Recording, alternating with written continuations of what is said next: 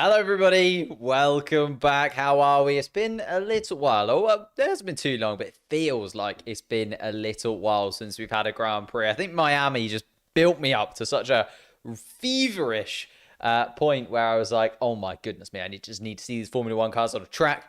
And then we did. It was okay. And now it feels like it's been a little while since we've had a Formula One Grand Prix. I really don't know what I'm going to do with myself when it gets to the summer break. It is going to be a long summer break. That is for sure. Hello, guys in the chat. How are we doing? Hello, On the Ball podcast. That sounds like a podcast I would be very much interested in. Hello, Vic, mate. How are you doing as well? I thought what we could do today is sort of review the first 5 races. We're going to go in order of the Constructors' Championship, just because then we can compare teammates. So I was thinking about going in terms of the Drivers' Championship, but I'd like to have that contrast between teammates and talk about the inter-team dynamic of some of these drivers, because I think some drivers have really stepped up for their teams and other drivers in the same team have definitely struggled that little bit more. So I think going through in terms of the Constructors' Championship is where I'm at, starting with Ferrari, working our way all the way down to Williams and talking about each driver as we go along. Shall we step into it? Obviously, I'd love to get your guys' thoughts and feelings in the comments as well as we go along, and in the chat as we go along too. Leave a like, subscribe, all that good stuff. Let's jump straight into it as Bonbon says hello. First person to talk about the man who is currently top of the Drivers' Championship as it stands is Charles Leclerc. He has been phenomenal in my opinion. I don't think, we've seen too much from him that makes me worry about him too much. If we look in terms of the Drivers' Championship, he's still up there, 104 points. He's still a considerable margin to Max Verstappen behind. And considering the Ferrari hasn't been the fastest car every single track, I think, people are talking about this Ferrari as if it's head and shoulders above the rest of the field. It's definitely had tracks where the Red Bull has just been by far and away the better car. And I think actually there's been more tracks where the Red Bull has been the better car. But Charles Leclerc, let's delve into him first. I'd say we've seen one mistake from him in 5 races, which is very, very impressive considering the pressure he is now under to be a leading driver in a main team that is challenging for championships, right? We both think Ferrari is going to be at the top of the Constructors' Championship, or at least second place at this point. And we both think that Max Verstappen and Charles Leclerc are probably going to be the two that go for the championship this season. That seems to be the general consensus between Formula One fans. And if you look at Charles Leclerc, a first place finish in Bahrain, second place in Saudi, first place in Australia, 6th place in Imola, and second place in Miami. Like, he's always in that top 2, apart from that one mistake that he made. And we've seen him battle really well as well. I think, if we'd have just seen him outright pace, continually winning because he's just in front of everyone by an absolute mile, I'd be less impressed than I am with him now, because I think we've seen a lot of pace from him, but we've also seen him put in a great battle with Max Verstappen. Let's not forget Bahrain, the first race of the season, where those two were interchanging first place continually over the course of the race. He was sublime in that race, in my opinion. That was one of the best drives we've seen from Charles Leclerc, and he definitely warranted that first place finish, even though Max Verstappen went on to retire. And I honestly think there's still more to come from Charles Leclerc. I know he picked up his first ever Grand Slam in Australia as well. That was very, very impressive. These Grand Slams don't come about too often. I think people, have seen Lewis Hamilton get Grand Slam after Grand Slam. We saw Max Verstappen pick up a Grand Slam earlier on this season as well, and a couple last season. And people are like, oh, drivers just have these here, there, and everywhere. They're really hard to come by. There are not many drivers that actually have Grand Slams over the last 10 years, especially during this Mercedes dominance era. Grand Slams are few and far between. And the fact that Charles Leclerc was able to pick one up in Australia is very, very impressive to me. And I genuinely think he is still going to be there. Heart was in my mouth. Yeah, exactly. That's what I mean. He was so close to Max Verstappen. I think because we've seen that wheel-to-wheel racing just puts him on another level for me. I think, even the Ferrari guys at the beginning of the season were saying we're going to see Charles Leclerc 2.0 this year. I think they're spot on. I think we're seeing a brand new Charles Leclerc that is super talented, super quick when it comes to qualifying still, but has added even more to his racecraft as well. And that just looks like a combination that is going to kill it at Ferrari over the next few seasons. This season, though, I think there's still more to come. I think we're going to see Charles Leclerc even go further than he has so far. I think we're going to see Charles Leclerc 3.0 as the pressure ramps up, as he gets further towards the final races of the season. If he's still in with a fight for that title towards the end, I think we could see another level from him still. Let's delve into his teammate a little bit, though, because it's kind of been a little bit polarizing when it's come to the Ferrari garage. Not too polarizing, but Carlos Sainz. Let's delve into him and his second season at Ferrari. I was about to say first season at Ferrari. I forgot he was there last year, even though he was exceptional last year in the Ferrari. And I don't think it's really been too much of his fault that he's come under a little bit of criticism so far this year. If we look at the results just as they are, he's 5th place in the Drivers' Championship right now. And the 3 races that he's finished on the podium every single time. A 2nd place, a 3rd place, and a 3rd place in Bahrain, Saudi Arabia, and Miami. Like, if we're looking at him as this second driver tag, in the same way that I'm going to sort of talk about Perez in a little while, if we're looking at him as a secondary driver, he's done phenomenally. Like, picking up podiums in every single race that you're finishing is incredible. But we shouldn't be talking about Carlos Sainz in terms of being a second driver at Ferrari. Nowhere near. He was absolutely sensational last season. One of the best drivers on the grid. He was always there, picking up the pieces when people made mistakes, and had a great year. And I know people say that he finished in front of Charles Leclerc. It was lucky that he finished in front of Charles Leclerc. Yes, it might have been. But you make your own luck in Formula One. He was there. He was consistent. He did it week in, week out. And that's why I'm so impressed with Carlos Sainz. And I think Carlos Sainz is only going to get better. I'm just going to spin this light a little bit because it's pointing in the wrong direction. There we go. He has been absolutely sensational. I think he's been even better as his Ferrari career has progressed. And this season has come under a little bit of criticism. Let's talk Australia, because that's where the criticism started. People were saying, he hasn't been right up behind Charles Leclerc and Max Verstappen, even though he's got the podiums in the first 2 races. Yeah, all right, he was a little bit off the pace. I think that's absolutely fair to say. But he was still getting used to that new Ferrari, and he himself said Charles Leclerc just adapted to the new car a lot quicker than he did. Also, I think that first win is coming for Carlos Sainz. I think it's inevitable that it is going to come this year. You don't pick up podium after podium after podium in one of the fastest cars on the grid without picking up a win at some point. Whether that is because Charles Leclerc and Max Verstappen knock into each other, and again, people label it as a lucky victory for Carlos Sainz, or whether it is out and out pace, he's the best car on the weekend and wins a Grand Prix. I think either of those two things could easily happen for Charles Leclerc and Carlos Sainz over the course of the Ferrari season, because it's going to be a dynamic that is going to be ever changing between the two of them. The one thing that worries me about Carlos Sainz is we saw real frustration in Australia. He was absolutely livid, and I think he had the right to be. He asked for the wheel not to be changed. The wheel then was changed. It then anti-stalled at the start of the Grand Prix. That meant that he dropped back so many places, and he was already trying to make up for a fairly poor qualifying session, in his opinion. And therefore, we saw real anger from Carlos Sainz, and I think it's because of the pressure that he's under now. He's under very different pressure now than he has been throughout his entire Formula One career, really. I don't think he's ever been in a car, off the top of my head, where you've been like, he's got to win a Grand Prix, has to win a Grand Prix. But now he's in that Ferrari, the fastest car in some of these tracks. He has to win a Grand Prix at some point this year. But I think that win is coming. I genuinely think that win is coming. I think he will do good enough.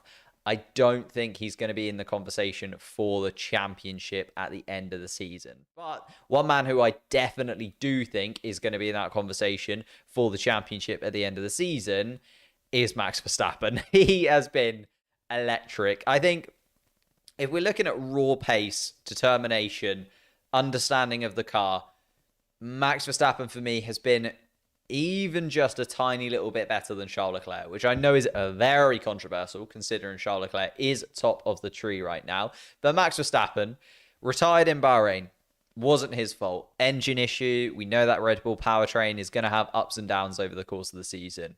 First place in Saudi Arabia. First race he finished, first win.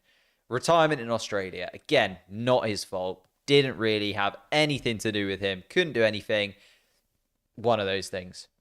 Comes back. Imola, win. Miami, win. Has been so incredibly quick in that Red Bull. And I don't really know what more you can say about Max Verstappen, to be honest with you. He's already the world champion right now. He's taking the momentum from last year and picking up that victory. Yes, people talk about how that championship was a little bit controversial. That's not his fault. He can't do anything about that. And I absolutely respect the fact that he's come back into this season. He's been like, you know what? I'm going to win a championship again. I'm just the fastest driver out there right now. And I think he is the fastest driver out there right now. I'm not a Red Bull fan. I'm not a Max Verstappen fan. Don't really like him that much. But I just think he's untouchable in terms of pace. And that Red Bull is untouchable in terms of straight line speed. And the fact that they've got that balance between him, the Red Bull, the team, the dynamic, it just looks like it's all coming up Millhouse when it is Max Verstappen. And I honestly think Leclerc needs to keep this up, and I think needs to get a little bit lucky, because Max Verstappen at this moment in time just looks untouchable. When he finishes a Grand Prix, he wins it. Like, that's what we've seen so far this season. And if he hadn't had those two retirements, yes, probably would have been a second place in Bahrain, fair enough. Australia could have gone either way, maybe. We'd have to wait and see. Saudi Arabia, you could argue his teammate should have won. So let's delve into Sergio Perez, actually, whilst we touch on Saudi Arabia, because Saudi Arabia was kind of the shining jewel in the Sergio Perez crown of the season. It's actually the only race that he didn't finish, which is really, really upsetting for Sergio Perez fans, because those 25 points would have made a massive, massive difference. On 66, third place in the Drivers' Championship right now. And Sergio Perez, for me, is just doing exactly what Red Bull needs. Like, if we look at the it was Bahrain that he didn't finish, wasn't it? Saudi Arabia ended up finishing fifth because of the safety car. Fourth because of the safety car. He's always finished in the top four. I'm going to get those, Sergio Perez. He's always finished in the top four of every race that he's finished. So in Bahrain, it was a retirement because it was the double Red Bull retirement. In Saudi Arabia, it was fourth place because of a safety car. Got caught out. Not his fault in any way whatsoever. Second place in Australia. Second place in Imola. Fourth place again in Miami. And I think when you're in the top four fastest cars, I think we're talking Ferrari and Red Bull are the two quickest cars on the grid.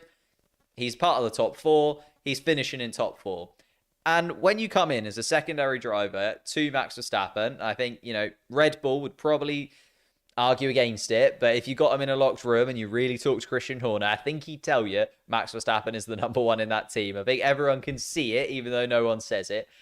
Sergio Perez is doing the exceptional job of being a number two driver. He's taking those points and consistently picking up those points from other teams, from other rivals, by finishing in the top four. And he's putting pressure on the Ferraris. Even when he is finishing in fourth place, he's putting pressure on the Ferraris to keep up their standards. Charles Leclerc dropping into sixth place, the two retirements from Carlos Sainz. There's suddenly a little bit more pressure on Carlos Sainz because Sergio Perez is continually picking up those points. And 13-point gap to Carlos Sainz already. Again, do I think Sergio Perez is going to be in the conversation for the championship towards the end of the season? No. Do I really think that's his fault? Not really. I think, as I said, he kind of sits in that secondary driver role, and it's very tricky to break out of that mold, especially when your partner right now is the current world champion and is winning every single race that he finishes. So for me, Sergio Perez has been one of the better drivers on the grid this year. Probably should have a win to his name. Will pick up a win at some point this season. And I just genuinely think he's the perfect number two. I know Red Bull have tried it with Gasly and Albon, and we had that whole kerfuffle of trying to find the driver that would fit the mold. They tried so many of their academy graduates, and all they needed was a sound Mexican head in the team, just someone who is incredibly consistent, will deliver in the races, and Sergio Perez is just the man for Red Bull, in my opinion. Nathan, Perez would never have been allowed the win in Saudi. Do you not think? I think they'd have given it to him. I think they'd have given it to him.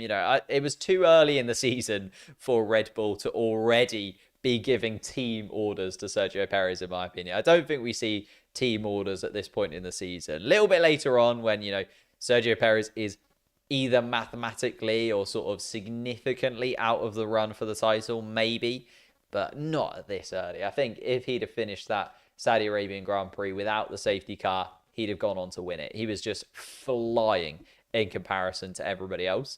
Let's delve into the team that's third in the Constructors' Championship, because let's think about it. Third in the Constructors' Championship is not a bad place to sit, unless you're called Mercedes. That's generally sort of how it's gone. So Lewis Hamilton is talked about as having one of the worst seasons he's had in Formula One, maybe ever.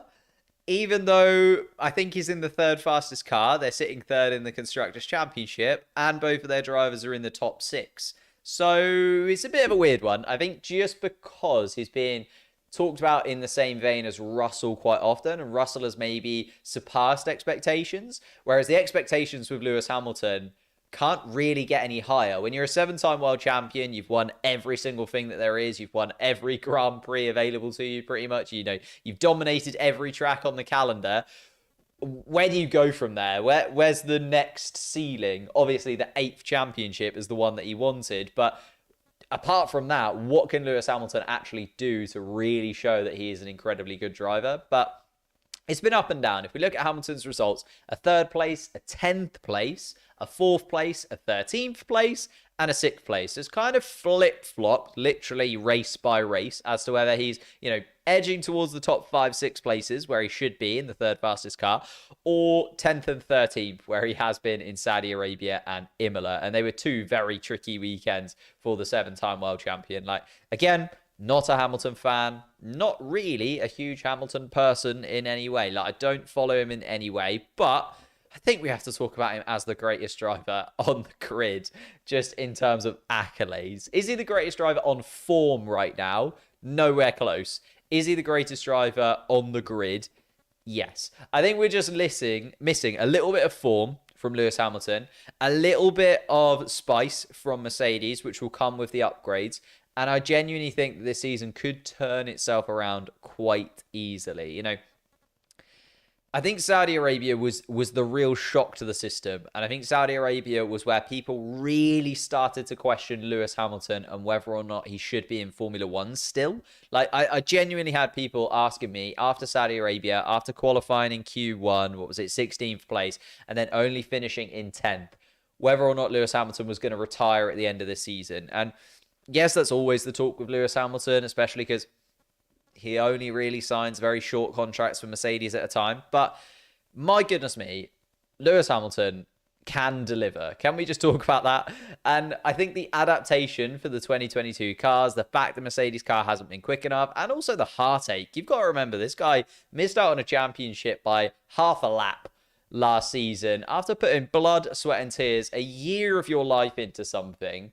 Now, I put a year of my life into something, and if I don't get the result I want, I would be broken. I'd be heartbroken in every single way possible, And I'm not doing that in front of millions of people and fans and people who are reliant on me. Mercedes, Garrett. No, if I fail my job, not a lot happens to anybody else. If Lewis Hamilton fails at his job, if Lewis Hamilton misses out on championships, misses out on points, crashes a car, there are hundreds of people that lose out. There are hundreds of mechanics and people behind the scenes at Mercedes that are willing Lewis Hamilton to do better. I think that's the thing that we forget about these sports people, is they are so heavily involved in other people's lives, and not because of anything that they've really done, just because of the position that they are in.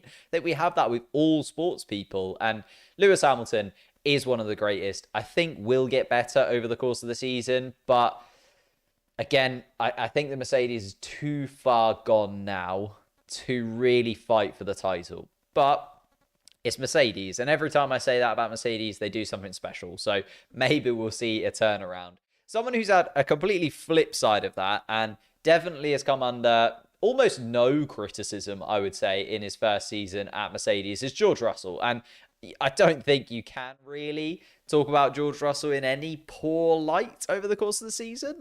He's been very, very consistent. I was looking at the statistics, and he's only the second driver ever to finish in the points in his first 6 races with Mercedes. So he's done a good job. He's been Mr. Consistent, hasn't he? A 4th place, a 5th place, a 3rd place, a 4th place, a 5th place. Like, he's always there. He's always in the top 5. He's the only driver to finish in the top 5 in every single race this season. Yes, he's been lucky with safety cars. Yes, he's been lucky with positioning of cars. Yes, he's been lucky with accidents happening when he needed them to happen. But you make your own luck in Formula One. I talk about this quite often. I genuinely think you make your own luck. We saw him roll the dice in Imola.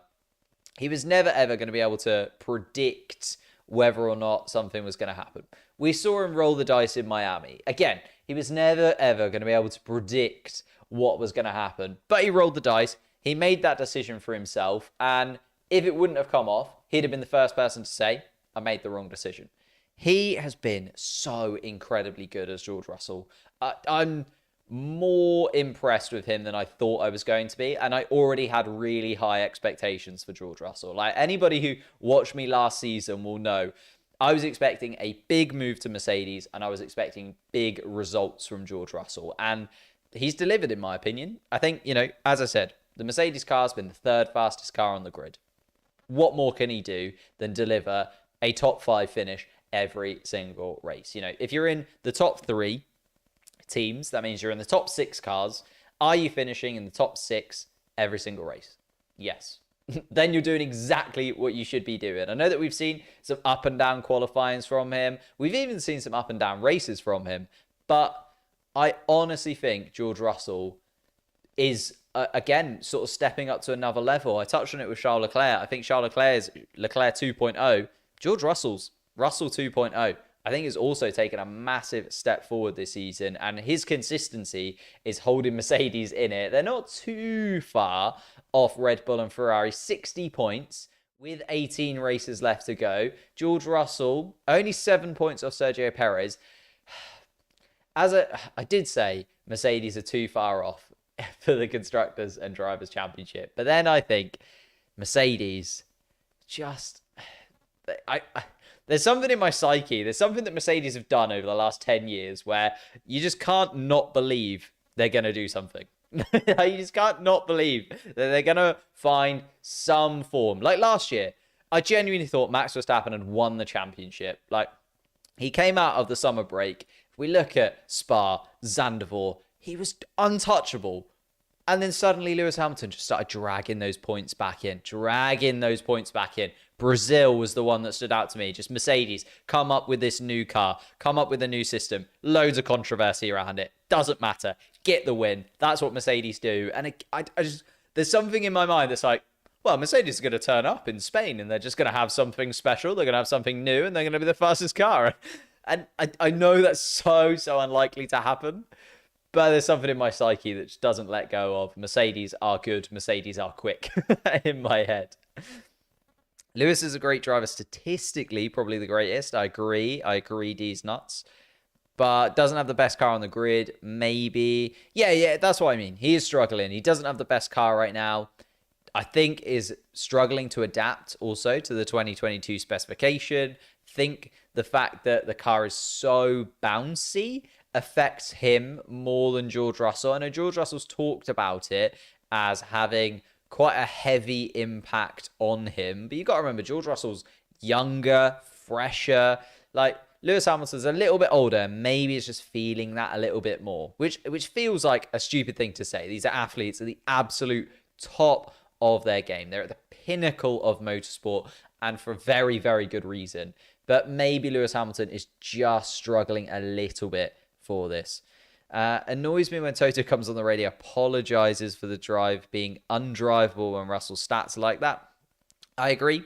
I definitely think George Russell has overperformed in the car. I think Hamilton has underperformed in the car, and the actual performance of that Mercedes is somewhere in between. I think the average performance of the Mercedes car does sit in 3rd place.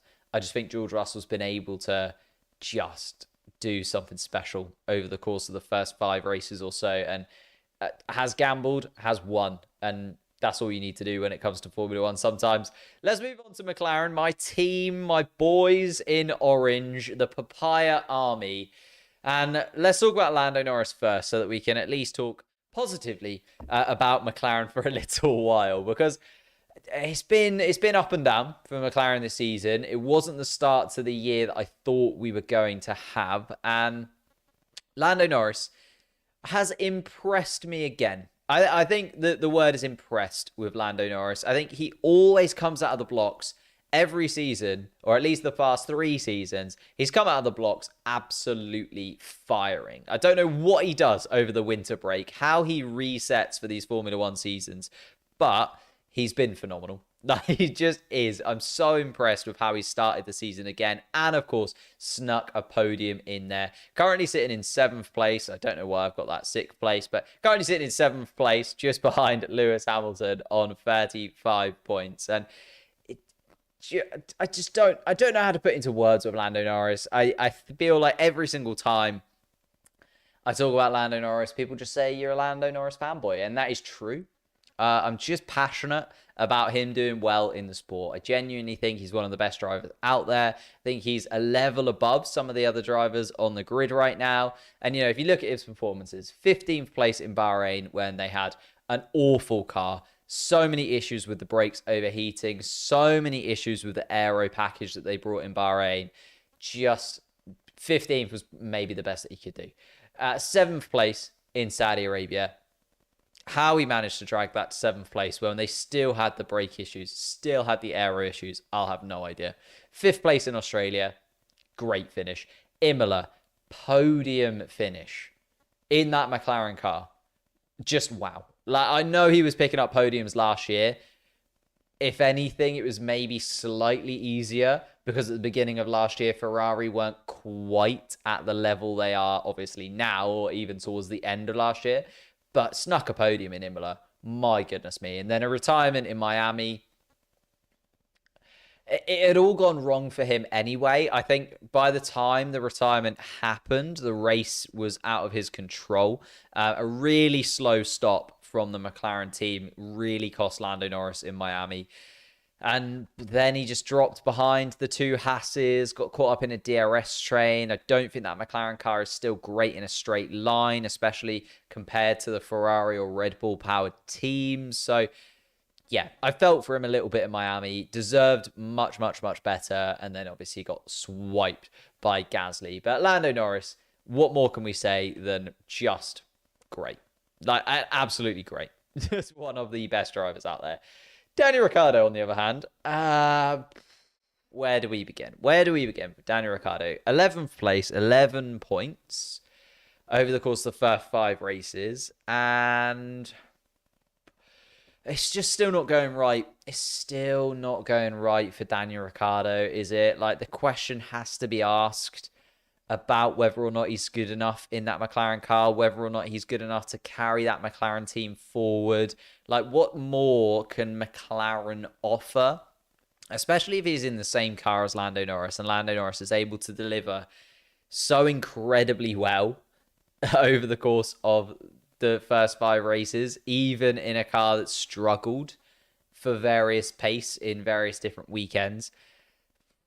I don't know what to say about Daniel Ricciardo. I genuinely think he needs to do something special, like soon, like very, very soon, or I'm going to have lost nearly all hope for Daniel Ricciardo, and I could see him dwindling out of Formula One, unfortunately.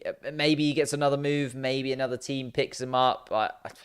I don't know where he would really go. I don't think there's a seat back at Alpine for him. Then you look further down the grid. Like, if we look at the Constructors' Championship for Daniel Ricciardo, like, does he go to Alfa Romeo? No, not in my opinion. Does he go to Alpine? I don't think he goes back there. I think they've cut ties. Does he go to AlphaTauri? No, I think Red Bull have their drivers now, and I think Red Bull are just going to continue to bring in youth. I don't think they're going to look back at drivers they've had in the past. Does he go to Haas?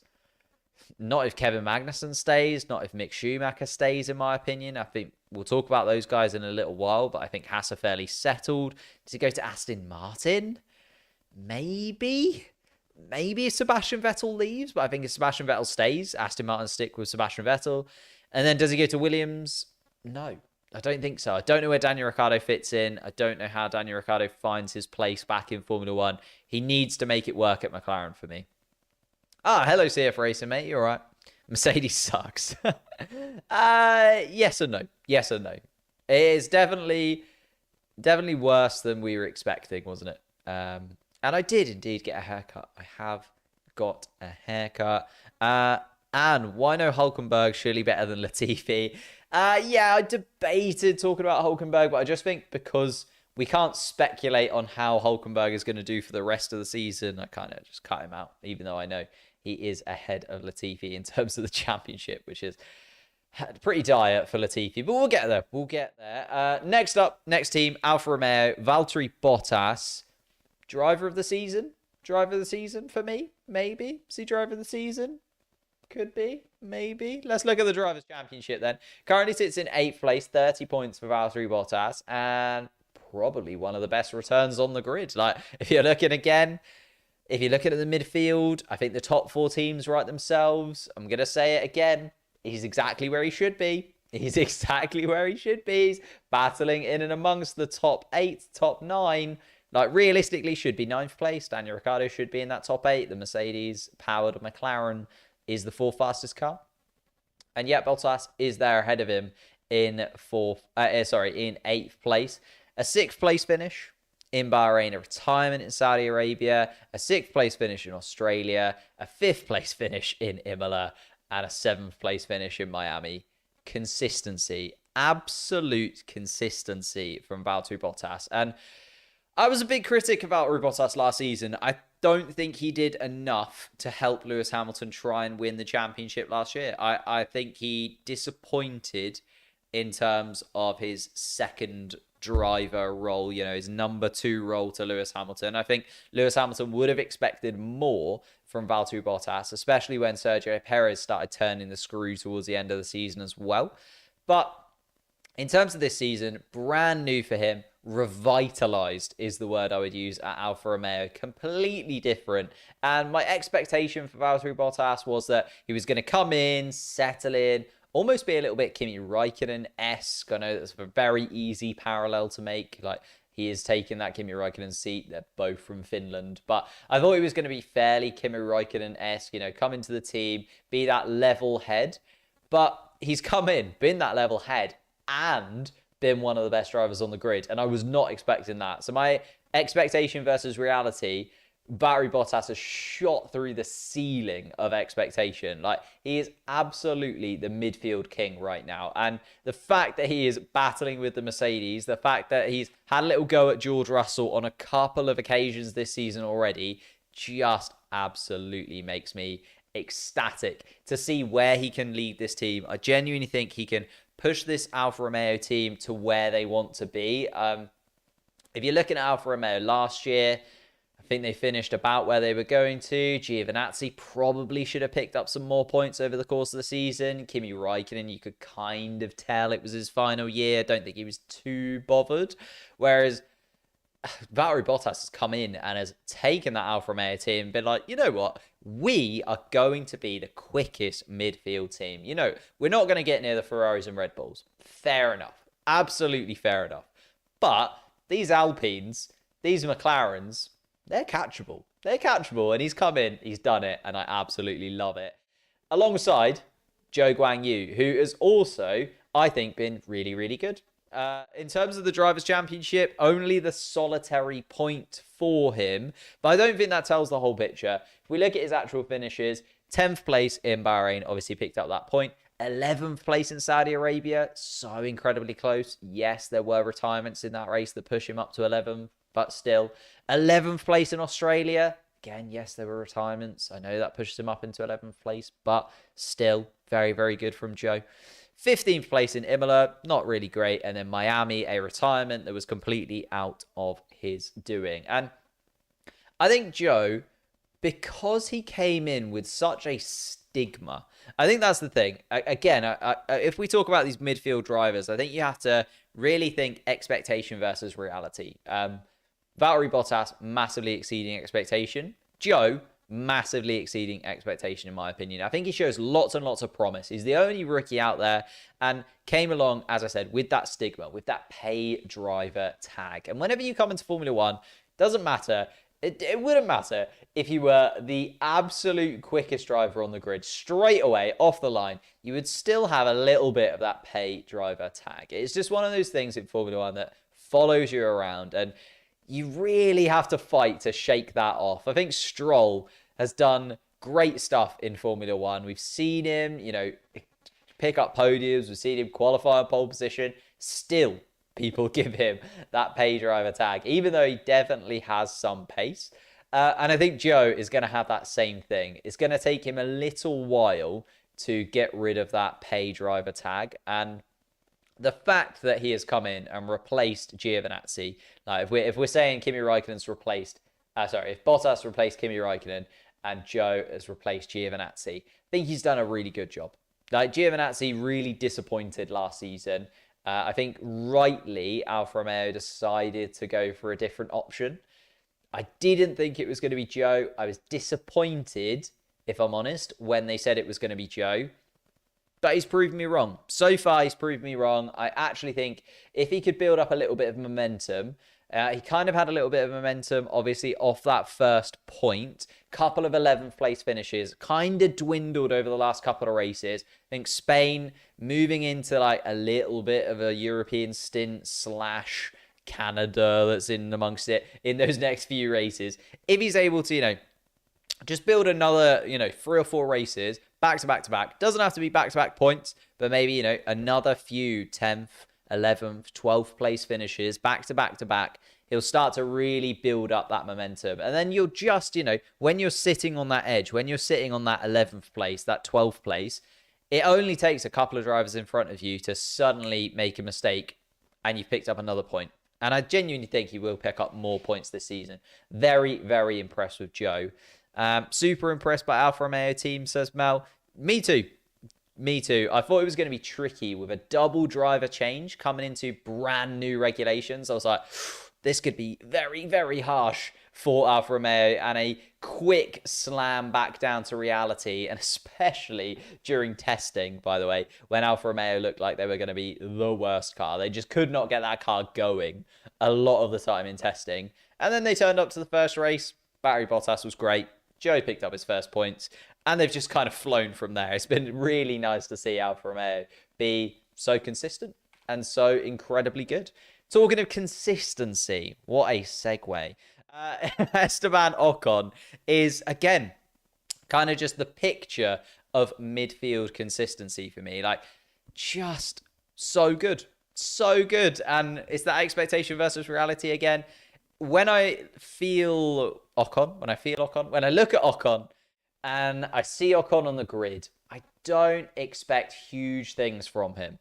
He's always been that weird limbo driver for me. He was like half talked about for a Mercedes seat, but it was never really going to happen. And it was like half talked about getting rid of him for Piastri, and then it just didn't happen either because he had another good second half of the season last year. And it's like lots of like ebbs and flows in the Ocon career trajectory. But if you actually look at his finishes, so consistent. So consistent. A 7th place finish in Bahrain, 6th place in Saudi Arabia, 7th place in Australia, 14th place in Imola. There was a penalty in there. 8th place in Miami. Similar to what I talked about with Valtteri Bottas. Just the picture of consistency. Is your car in the top 5 fastest cars? Yes. Are you finishing in the top 10? Yes. Doing exactly what he needs to do. Doing exactly what he needs to do if he thinks he is in the top 15. And that's where it sort of gets a little bit jumbled, right?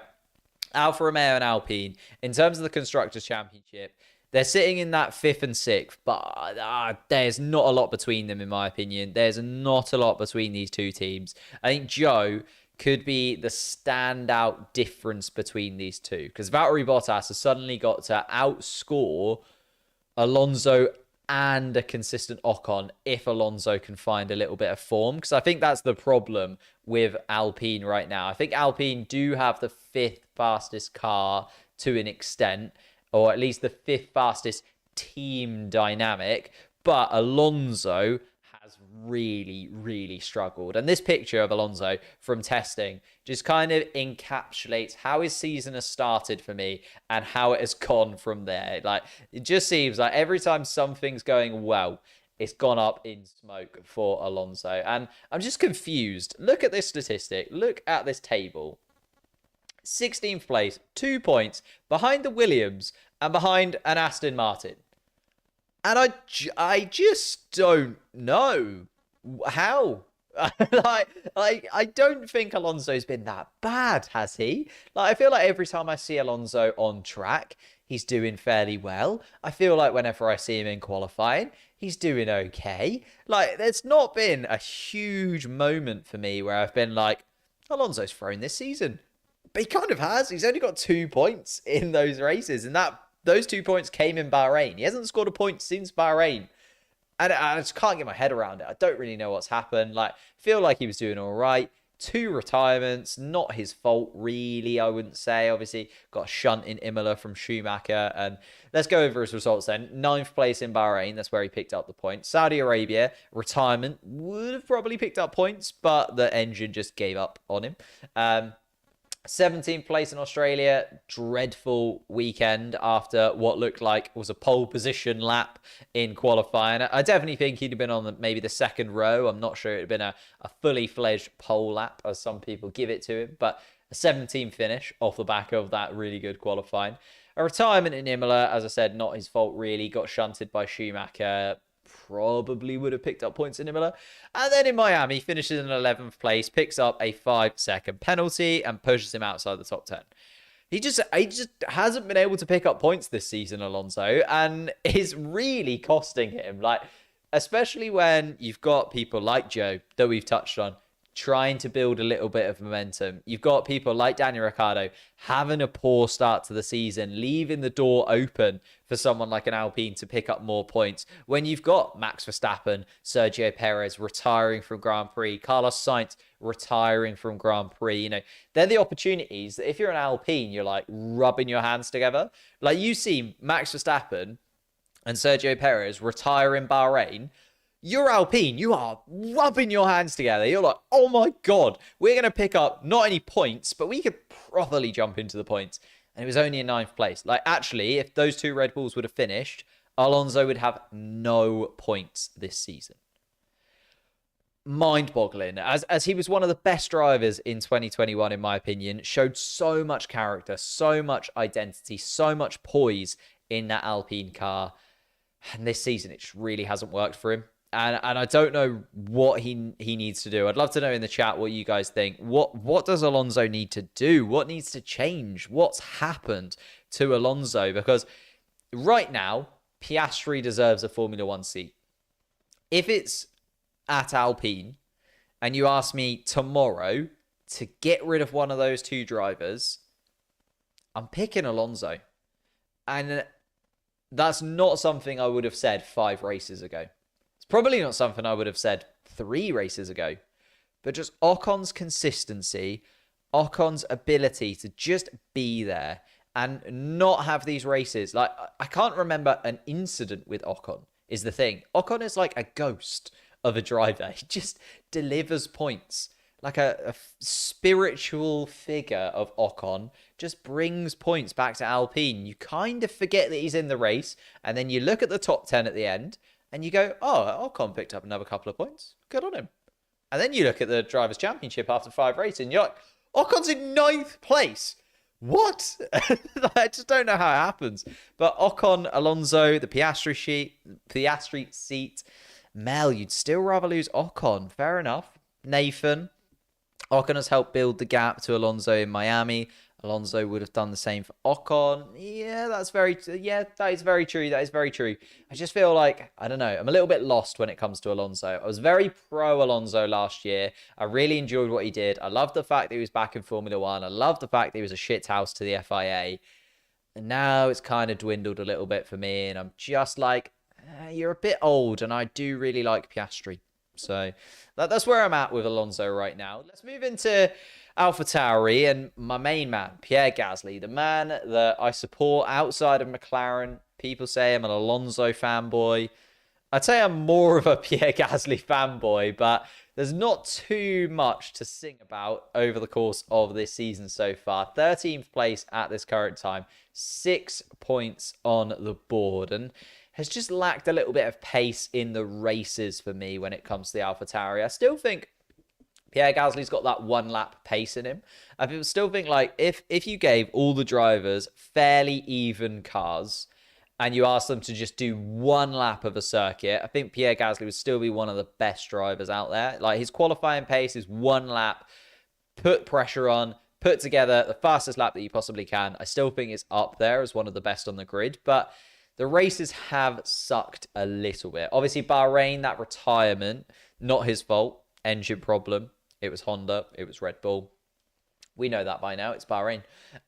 So we picked up a retirement there. 8th place in Saudi Arabia. 9th place in Australia. 12th place in Imola.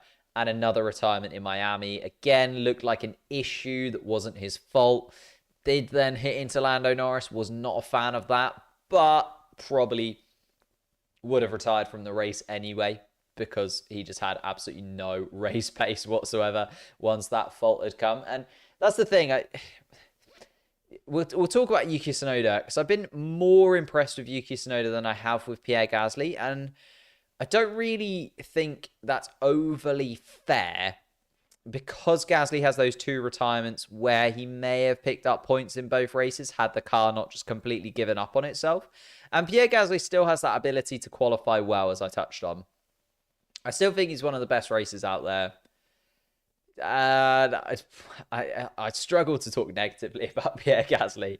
I'm just disappointed. I'm not annoyed. I'm disappointed a little bit with Pierre Gasly, and the fact that it just hasn't quite clicked with them this season. I think if you look at AlphaTauri, in terms of the Constructors' Championship, they sit in that weird limbo. If anything, I've been a little bit more impressed with Haas than I have AlphaTauri, even though AlphaTauri have more points.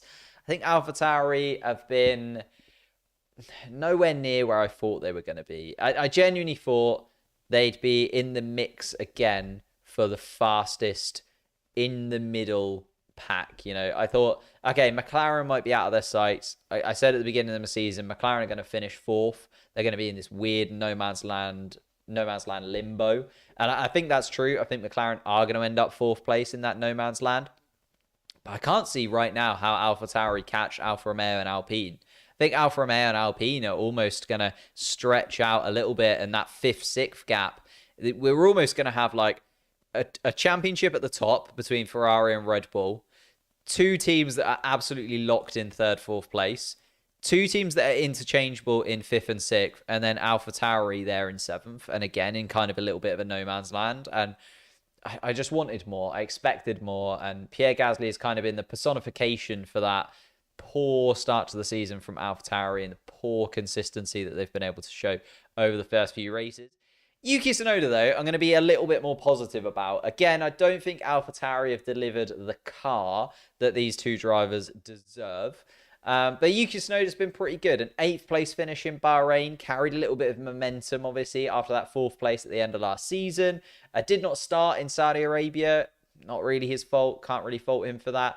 Australia, 15th place. I was worried in Australia. I was like, we've seen him pick up points in Bahrain at the beginning of a season before and then absolutely fall apart. But Imola actually came back. Imola was really, really good. Was better than Pierre Gasly in almost every session. I think actually in every session. I did make a note on it somewhere when I was doing my Yuki Tsunoda video. Where is he? Yuki Tsunoda, yeah, qualified ahead, finished ahead of Gasly in the sprint race, finished 5 places ahead of Gasly in the race. Like, he was better than Gasly in every single session. Was Yuki Tsunoda in Imola, and get that 7th place finish, got those 10 points on the board, and then a 12th place finish in Miami. Again, I don't think the AlphaTauri really suited the Miami track in any way whatsoever. I just, yeah, AlphaTauri for me, sit in a bit of limbo. Don't really know what to say about them. Really struggle to find anything interesting to talk about with AlphaTauri right now, because they're just not quite where they should be. They're not delivering. They're a bit meh. Red Bull would be silly to let Gasly go. Yes, very true, but I don't know if he would ever. Well, I say that. I think he would want to move back to Red Bull. I think he'd want to prove people wrong. But at the same time, there might be a McLaren seat available with Ricciardo. There might be a Mercedes seat available with Lewis Hamilton moving on. Even, maybe a move to an Alpine, I think would just be a little bit of a step forward because you're not in that Red Bull shadow. You can suddenly be a little bit more of the. I know he's obviously the number one driver at AlphaTauri, but because it's AlphaTauri and because they're so closely linked to Red Bull, like the fact that they just have the Red Bull logo on their car just makes people think they're always going to be a second team. And I know they are their own team in their own way, and they're outright a different Formula One team, but he needs to step out of the Red Bull shadow for me. I'd much prefer him to go to another team that isn't run by Red Bull in any way whatsoever. Cut all ties, start again, be the number one somewhere else, or at least go and challenge for that number one position somewhere else and do something special. Let's talk about Haas, because again, Haas are a little bit polarizing, and as we get further down this list, McLaren obviously was quite polarizing from me, but the teams towards the bottom here, I'd say even more polarizing, because Kevin Magnussen has been a joy to have back in Formula One. Like, obviously, he didn't deserve to lose his seat. Haas were in financial death. Like, genuinely, I think Haas might not exist anymore if they hadn't got rid of Kevin Magnussen and Romain Grosjean. They needed the money. Like, they needed cash right here, right now. And that's why we saw Nikita Mazepin obviously come in last season. The fact that Nikita Mazepin left, I think we can glance over. I don't think we need to go into the ins and outs. Should Nikita Mazepin have lost his seat is a question I don't want to answer, because it's obviously a yes, but also it's not really his fault, but he is involved with it. The things that Russia did are disgusting, and clearly I'm against that. But having Kevin Magnussen back is exactly what I needed. Like, I wish the way that Nikita Mazepin left was a little bit more Haas just getting rid of him because of pace. Outside factors not involved. Like, obviously, I don't want those outside factors to be ever involved in Formula One or involved in anything ever. But let's talk about Kevin Magnussen after we got that sort of out of the way. Great to see him back. 5th place in Bahrain, 7th place in Saudi Arabia, 14th place in Australia, another 9th place in Imola, and then a 16th place in Miami. Absolutely where he needs to be. That Haas car, it's similar to Alfa Romeo. I think when people were watching testing, they were like, "Oh, could be interesting to see whether or not Haas or Alfa Romeo are at the back of the pack this year." But Kevin Magnussen's come out and got 15 points, considering they got 0 points as a team last year. 15 points, Kevin Magnussen. Yes, please. Well done, Kevin. Pat on the back. Keep it going. I think the only thing for me is the fitness struggles that he's talked about, and the fact that this is the biggest Formula One season ever. The fact he was kind of dropped into it very last minute, and there's not a lot of respite. Over obviously the last few weeks, we've had, race weekend off, race weekend, then a weekend off, then a race weekend. When it gets to, the European stints, when we've got triple headers, when we've got back-to-back-to-back races, it's going to be a lot for Kevin Magnussen. And again, these are athletes. They're at the absolute pinnacle of their sport. But Formula One is also very, very harsh on your body. And it is very difficult to get yourself back to that level of fitness in a very, very short period of time. I don't think he'll have lost that much fitness after a year off. But you allow him to have, maybe an extra burger here or there when he's not a Formula One driver. And he probably wasn't expecting to ever be a Formula One driver again. He didn't leave the Haas team amicably. And there was, not really a seat available for him on the grid, you would say.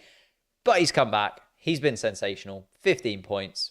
My goodness me. Like, where are we headed with Kevin Magnussen? Because I honestly think if he can stay in the top 10, that would be obscene. That would be obscene. I don't think he's going to stay in the top 10. I think Daniel Ricciardo will pick up more points of him. I think Yuki Tsunoda, Pierre Gasly, Alonso, that are all behind him right now probably will, over the course of the season, overtake him at some point. But if he can stay in front of the Aston Martin, stay in front of his teammate, stay in front of Joe, stay in front of the Williamses, I think that's a very, very good return for Kevin Magnussen. And I'm very, very happy that he is back, if you can't see that. And then the polarizing aspect, again, we talk about the teammate that is behind Mick Schumacher. It's such a tough one for Mick Schumacher for me. Again, that expectation versus reality, just gutted. Just gutted for Mick Schumacher that he hasn't been able to pick up a point yet this season. If we look at his finishes, Bahrain, 11th place, so close to that point. Obviously, Joe just pipping him to the post in 10th.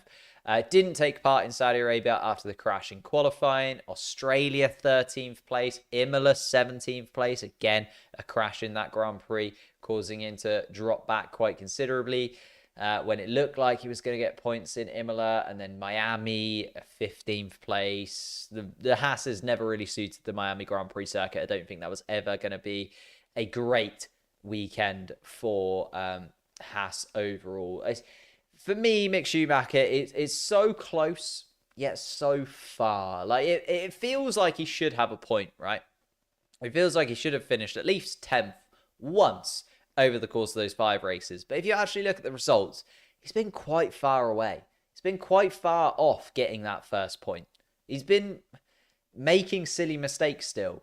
There's still errors in his driving. There's still that inability to really battle in a pack. I don't think that season at Haas last year did him any favours whatsoever. I think being a parade car at the back, like we saw him, in Hungary, have a little bit of a battle with Max Verstappen. And then outside that, it was just battles with Nicholas Latifi and Nikita Mazepin occasionally, here, there and everywhere over the course of the calendar. I don't think it did him any real job, to be honest. I will go absolutely feral for Mick Schumacher. Double Haas points. Hopefully wildcard K-Mag podium. My goodness me. Okay, that is really going for it. I don't know if we'll see double Haas points. I think the fact that one Haas is finishing in the points is very, very impressive. Getting both Haas's in there, very difficult. Very, very difficult. Mazepin was placed for the wrong reasons. Yes. But without Kevin Magnussen, as you said, the Haas would be a back marker. Yeah.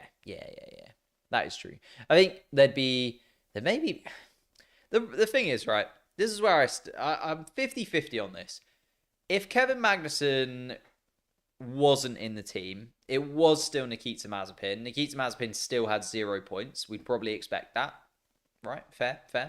Do you think the pressure on Mick Schumacher would be higher because Haas wouldn't have any points yet, because Haas would still be searching for that first point in 2022?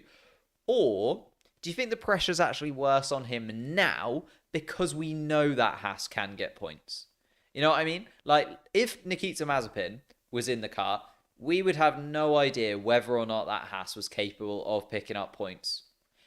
Because Kevin Magnussen's in there, we know that the Haas can pick up points. We know that the Haas is good enough on some of these tracks to pick up consistent points finishes and be 10th place in the Drivers' Championship. It's 50-50 for me. The pressure is very different. The pressure for getting your first points compared to the team's first points is a difficult one to sit on with Mick Schumacher. I think the pressure is on him now, especially because people are talking about him taking a Ferrari seat at some point in the future. And now Ferrari are looking like they could be one of the best teams in this new generation of car. Like, we haven't got huge regulation changes until 2026 now. Like, the big aero changes were this year. 2026 sees the new regulations in terms of the engines and that side of things. Like, between there and now, we're kind of seeing where the cars are going to be. Yes, there'll be ups and downs. Yes, there'll be changes over the course, and people will innovate. People will find things that will take people that little bit further. I just don't think Haas are going to be one of those teams that finds like the innovation and suddenly propels themselves into a team that's in the top 3. You know what I mean? I think they're still going to be fighting in that midfield pack over the course of the next 4 or 5 years in Formula One. Real question is, can Haas develop the car so it can maintain form? That is a big question. I think yes, just because they've got so many Ferrari staff now at Haas. If you didn't see the Drive to Survive, I think it was it Drive to Survive that showed, maybe another documentary that I watched, showed how many Ferrari staff have now moved over to the aero department at Haas, obviously with all of the budget cuts that needed to happen. Kind of Ferrari have been like, oh yeah, we don't really want to fire all of these people. Maybe Haas can open up their own aero department in our factory and we can just kind of move them over to the Haas side of things. So actually, Haas have got a really good team behind them now in terms of aero and are continuing to get bigger and bigger. And I think they will be able to keep up with the rest of the teams. But as I said, I think Daniel Ricciardo, Yuki Tsunoda, Pierre Gasly, Alonso end up finishing above both of the Haas's in the championships for me. Let's delve into the bottom dwelling teams then. Starting with Sebastian Vettel. Probably should have put Lance Stroll first. Lance Stroll's definitely had a better season. Sebastian Vettel didn't take part in the first 2 races, obviously. Missed those because of the virus. And then in the 3rd race in Australia, had to retire. Possibly Vettel's worst weekend ever, people are sort of questioning. In terms of Australia, it was very, very disappointing. I think the fact that he was coming back into Formula One, he was, coming back and showing that he could be there, the Aston Martin. Maybe they were just missing their talisman of Sebastian Vettel over the first 2 races, and then it just flopped in Australia. Picked up some good points in Imola, though, an 8th place finish and a 17th place finish in Miami after a collision with his fellow countryman Mick Schumacher. And what do you say about Sebastian Vettel at this point? The fact that he's got 4 points from 2 races, it's not too bad, considering that Aston Martin does look still like an absolute dog to try and drive. But yeah, it's definitely the worst start to a season we've seen from Sebastian Vettel ever. I think he'll be all right. I think that's the problem with these older drivers especially. I don't think Sebastian Vettel's ever going to battle for wins again. I don't think he's ever going to battle for championships again. I don't think he's ever really going to battle for podiums again. Consistently. Might pick up one here or there. Sneak one like he did last year in Baku. But for me, Sebastian Vettel's kind of just dwindling towards the end of his career. 4 points, very good. Can he develop this Aston Martin car? Can he help push them in the right direction? Probably. And that's why they're keeping him around, right? He is effectively an engineer at this point for Aston Martin. I think lots of us know that Aston Martin, we're not going to see the real Aston Martin for at least another 3 years or so. Although apparently they're looking to sell the Aston Martin team on to possibly Andretti or Audi. So maybe we'll never see the real Aston Martin team that we were promised a couple of years ago when they took over. Yeah, Sebastian Vettel's been all right. He's been all right, hasn't he? And I think he'll be okay over the course of the season. There'll be another few points finishes. He'll do okay. He'll finish mid in this kind of realm in the table. He'll be okay. Lance Stroll, though, actually, I've been maybe a little bit too critical on over the first few races. Because, as I said, the Aston Martin is an absolute dog of a car. 2 points on the board below the likes of Albon, which does make you kind of question him a little bit. But if you look at his finishes, fairly consistent considering the car that he's got. I think we could argue a 12th place finish in Bahrain, a 13th place finish in Saudi Arabia, 12th place in Australia, 10th place in Imola, 10th place in Miami. Like, as the Aston Martin car has got better, he's taken slight steps forward. And they have been slight steps. They have been a couple of positions. But it's a couple of positions in the right direction. And the Aston Martin car has got better as he's got better. Australia, the incident with Latifi is the big question mark for me over just like what happened, why did he do that, what on earth was going through his head.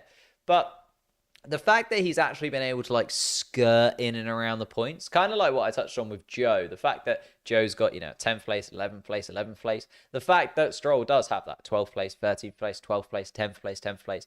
I know that The two Red Bulls obviously DNF'd in Bahrain, so that would have been 14th. Take it, and Gasly as well. So, drop it back a few positions. Again, we talk about Saudi Arabia with Alonso and Ricciardo drop out of the race. Again, you could drop him back a couple of points. But overall, the fact that he's able to skirt around this top 10, the fact that, if somebody else did have a mistake, if somebody else did break down, he would have picked up some more points. It's fairly good enough considering where Aston Martin are in the constructors. Like, they're definitely in the fight with Haas, maybe. I think they could draw Haas in over the course of the season if they bring the right upgrades. And then they have to keep themselves in front of Williams. Like, they have to keep themselves in front of Williams if they are going to, talk about the fact that they are a midfield team. Last year, they were saying, right, we've given up. They were battling with Alpine and AlphaTauri for that 5th place finish. And they were like, no, we're going to step away from 2021. We're going to focus on 2022. We're just going to take 7th place and it'll be fine. Then they come into the season. They're still behind Alpine. They're still behind AlphaTauri. And they've lost a lot of ground to Alfa Romeo as well. And then you have to question some of the decisions that they've made as a team. Yes, are we going to see the real Aston Martin? Maybe in a couple of years. Will their factory be finished in 2023? Looks like maybe, although there's delays on that quite often if you actually look into it. Like, generally looks like it's going in the right direction, but might end up not being absolutely great. So it's a difficult one to see where Aston Martin are going to be. I hope, I pray that they deliver at least something that can get their fans, and Vettel fans in particular, just a little bit excited over the course of the season. Stroll kind of sits. Stroll and Ocon were on a level for me at one point. Ocon has massively jumped Stroll.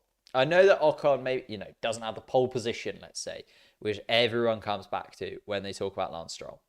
But Ocon is a much, much more consistent and a much better driver for me. And I think if you swapped Ocon and Stroll would not be performing as well in an Alpine as Ocon is. It's just my take. I think Ocon is a level above Stroll right now. And I think they were on a par at one point in my head. And Ocon's jumped massively, massively ahead.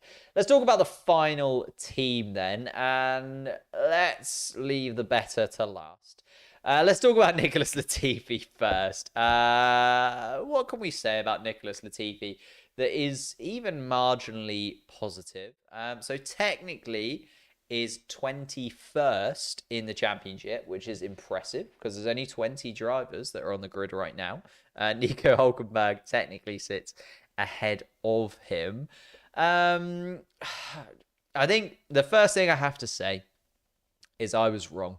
That's a big thing. That is a big thing to say. Lots of people can't admit when they were wrong. I was wrong. I talked about Nicholas Latifi coming into his 3rd season in Formula One, and I thought there would be improvement. I thought he could do something just even marginally better than he was last year. And I said the words, Alex Albon might struggle to outperform Latifi because Latifi's been in the team for so much longer and knows the Williams team, knows the Williams car, and has been there for the development of that Williams car. And it pains me to say that I was so wrong. The wrongest I've ever been. Nicholas Latifi has been woeful. Absolutely woeful. He's been the worst driver on the grid. Think we can all pretty much agree on that. If we look at his finishes, 16th place in Bahrain, basically last. Retirement in Saudi Arabia, yep, hits the wall. 16th place in Australia, basically last. 16th place in Imola, basically last. 14th place in Miami, actually okay, considering. But then you look at his teammate and you're like, actually not okay. Yeah, I thought 3rd year we'd see that uptick. Just hasn't happened. I like Latifi. Yeah, Daniel, I agree. I like Latifi as a person. He's not a Formula One driver, is he? He just isn't a Formula One driver, unfortunately. Get rid of Stroll and Latifi, says Mel. Okay. both Canadians out there. I'll talk to CF Racing on the podcast. I'll throw that towards him and I'll see what he says as a fellow Canadian. And yeah, Clay, I think you're right. Latifi just doesn't deserve that Formula One seat. I think we've seen enough now to know for sure that it last year it was like, oh, but the Williams is the slowest car out there. You know, they're fighting just with the Haas's. So maybe we'll see Nicholas Latifi get better. Now we're comparing him to Albon, and I'll touch on Albon last, but definitely not least because he's been sensational. Latifi, as I said, woeful in my opinion. And finally, to round it up then, the man on form. I talked about Valtteri Bottas as possibly being my driver of the season so far. Alex Albon's not far off.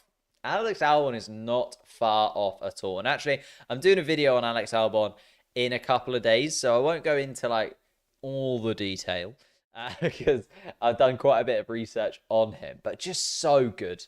So good. And has saved his Formula One career, in my opinion. Like, it looked like it could be a bit of a struggle. It looked like, you know, when he was gotten rid of from Red Bull, and especially because he didn't get that AlphaTauri seat. Like, if you're dropped from Red Bull, at least pick up an AlphaTauri seat. And then he didn't. It went to Yuki Tsunoda instead. It made me think, oh, Red Bull really don't believe in Albon right now. They're keeping him in the team as, a simulation driver. And they got him to redo the crash from Lewis Hamilton. It was just like, oh, God.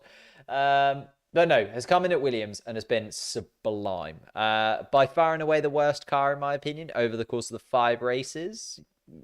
You could argue that the Aston Martin's in there with that, but I think 5 races where the Williams has struggled, but Albon has not.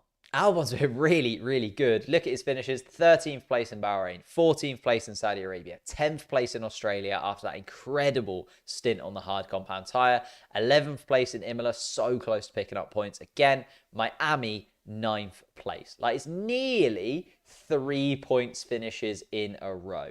And when you're in possibly the worst car, wow.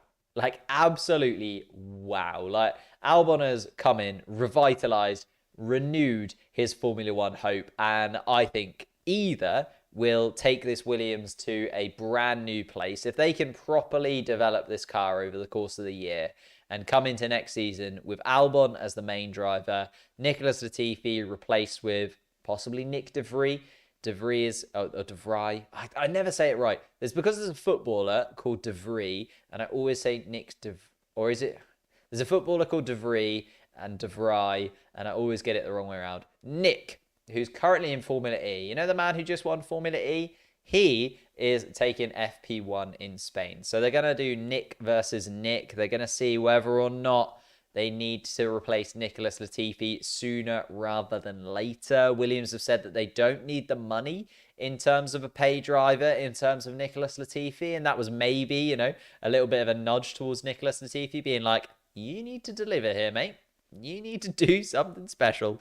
But the fact that Alex Albon's picked out 3 points so far this season, the fact that he's in 15th place, like, look at those drivers behind him, Alonso, Stroll, Joe, in much, much better cars. Schumacher, again, a much, much better car and doesn't have any points whatsoever. And it's not even that. It's just Albon's pace has been so good. And he's been able to just really keep that Williams going under a lot of pressure to deliver. Let's be fair. Like, there's still pressure, even though they are a woeful team right now. Like, there's still pressure to deliver and still pressure to pick up those points when it is available to you. And every time there's been an option to pick up points, he's got there or been incredibly close with that 11th place finish in Imola. But that rounds out my thoughts and feelings on the 20 drivers on the grid after 5 races, still so far to go in this season. I'd love to know your thoughts then. Shall we do best driver of the season so far, worst driver of the season so far? I'd love to know your thoughts in the chat. I'm going to give you a second because I don't want to be influenced too much. I'll have a little look. I think Latifi has issues mentally ever since Abu Dhabi. That's a there's a possibility. There's a possibility. I touched on that with Lewis Hamilton, actually. And yeah, could have said the same thing about Nicholas Latifi. The fact he was, blamed, and the fact that he had so much hate from Mercedes fans after that as well. I think you're probably not wrong. He's definitely probably had a change of mindset. And maybe just Formula One isn't for him anymore. It's so incredibly hard to get into Formula One. The fact that he's made it into Formula One, he has to be proud of himself. But yeah, maybe just not the time for him. Give Piastri Latifi's seat. I don't think it would be Piastri. I think it will be Nick. Probably goes in my opinion, but that's just me. Albon pulling the team to points. Absolutely pulling the team to points right now. Albon proves that some cars can perform when not under pressure, take wins, podiums, and fight for top drivers, but are not capable of handling a top team drive. Nathan, that is maybe. I do think he was dropped into that Red Bull setup way too early. I think the problem is, and I mean, we've seen it with Sergio Perez, they needed a better driver, they needed a more consistent, more level-headed driver to come into that Red Bull and play the number 2 role. Imagine being a young kid. All you want to do is be a Formula One champion. All you want to do is win Formula One races. You're dropped into a team and they say, play second. Play second place. That must be horrible. Must be the worst thing ever. You know what I mean? Like, imagine... I don't even know if there's an equivalent in like real life terms. Imagine getting the job that you've always wanted, the job that you've worked hard for your entire life, and then they say, actually, you're just going to be that one step down. If you ever think about winning that Grand Prix, just come second instead. If you ever think about winning that championship, just come second instead. God, it's just... And the fact that they put Pierre Gasly and Alex Albon through that, I'm genuinely impressed that 1, they're still around, and 2, they've done incredibly well since they've left Red Bull. And we're seeing it now. Pierre Gasly's been one of the best drivers since he left Red Bull and was in AlphaTauri. Alex Albon, arguably driver of the season so far after 5 races. Let me give you my verdict then. I'm going to give you my driver of the season so far and my worst driver so far. Let's do top 3. Top 3 drivers of the season so far for me. Max Verstappen. Obvious. Valtteri Bottas. Esteban Ocon. I think are my top 3. I think my top 3 so far this season. If you had to make me pick one, just because Max Verstappen, I think the expectation is there for him to win races. I think Valtteri Bottas has been the best driver on the grid this season. Yeah, I'm going to go with that. I think Valtteri Bottas has been the best driver on the grid this season. I'm going to stick with my guns. Worst drivers, bottom 3. Nicholas Latifi, I think, has to be in there. Has anyone been close to as bad as Nicholas Latifi? That's bad, isn't it? Bottom 3. Nicholas Latifi, Daniel Ricciardo. I don't think anyone else has been that bad. Yuki Tsunoda's been alright. Sebastian Vettel missed 3 races. Can I throw Sebastian Vettel under the bus? Maybe. Alonso's just, again, maybe Alonso.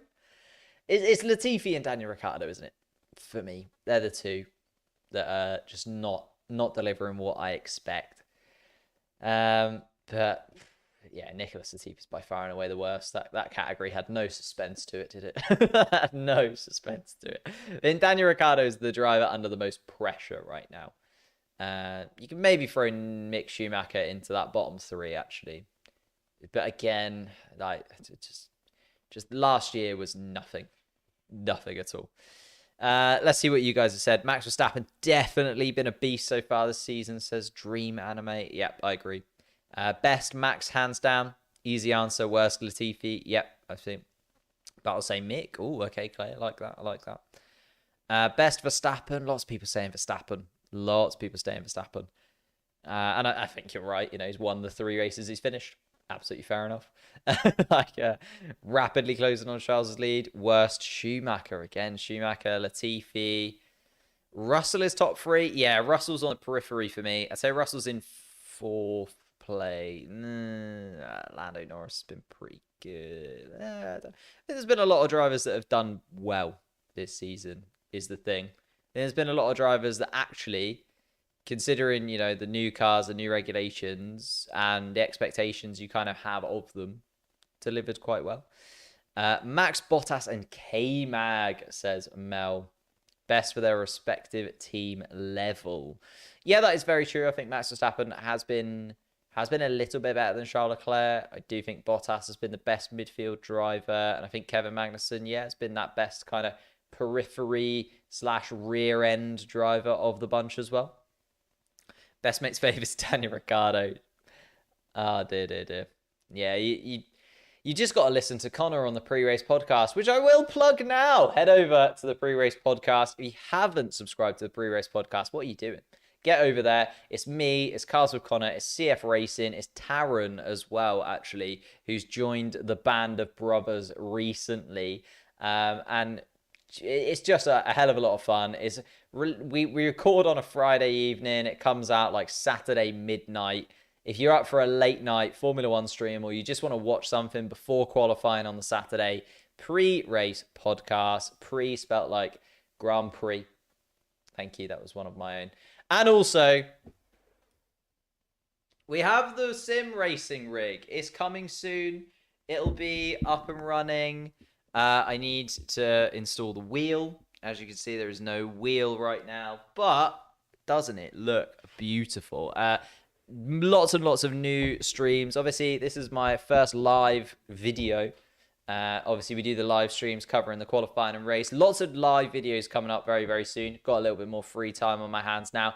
And sim rig stuff. It's going to be on this channel. Don't need to go anywhere else for it. Going to do some live races. Love to see you guys there. Subscribe here. Subscribe to the pre-race podcast. You know what to do. Hit the like button. All that good stuff. And I'm going to see you in a couple of days for an Albon video. And I'll see you this weekend in Spain.